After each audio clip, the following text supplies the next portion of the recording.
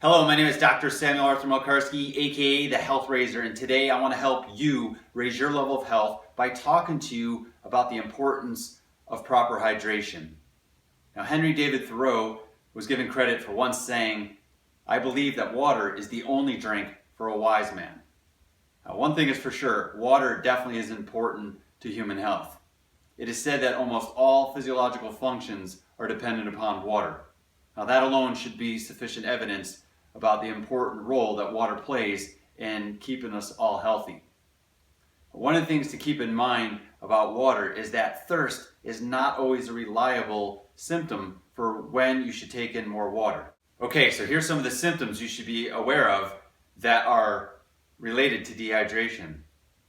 Nausea, chills, fever, feeling very flushed in your skin, and even having a red face.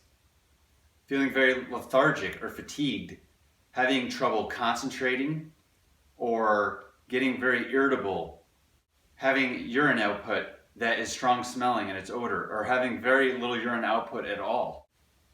Feeling very weak and having decreased mental and physical performance.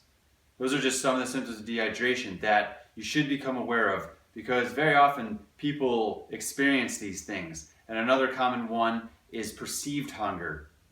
That's right, perceived hunger. This means that people actually think they're hungry, but they're not. And this is a common case. A lot of people reach to food to try to fill this void of dehydration when it's really just water that they need. So if you find yourself not sure if you're hungry, most likely it is thirst. So the simple thing to do is just reach for a little bit of water and take some in and see if that doesn't get rid of your hunger. And if it does, you'll definitely know it was dehydration and not hunger that you were dealing with. So, how much water should you consume? Well, there's a lot of recommendations on this, but one thing is for sure, you're going to lose up to 2 to 4 liters of water every day just through going to the bathroom and breathing and sweating. So, at a minimum, that should be replaced. Now, if you're going to be exercising, then your body's obviously going to require more water. If you're exercising in very intense heat, then for every hour that you're in a hot climate, you definitely want to be taking in about 1 liter of water. Now, one of the things you can do to measure your water loss is to simply weigh yourself pre and post exercise. So you can get on a scale and see how much you weigh, and when you get done exercising, see how much you weigh.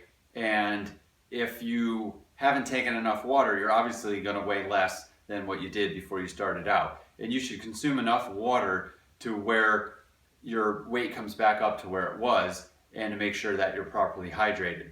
So other factors that will affect hydration are definitely your metabolic type, how much lean muscle mass versus how much fatty tissue you have in your body, your height and weight, and then environmental factors, which basically is going to be like the climate that you're in, and possibly, again, what other environmental factors that you're dealing with, such as, are you wearing a lot of heavy clothing or equipment due to the nature of your work job or the amount of the type of exercise you're doing.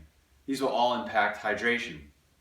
Now, one of the other things that can affect water is something I like to call water robbers. And these are things that rob water out of your body and actually dehydrate you. And those would be things such as like caffeine or nicotine or alcohol or artificial sweeteners or refined sugar and salt. These things all dehydrate the body and therefore are water robbers.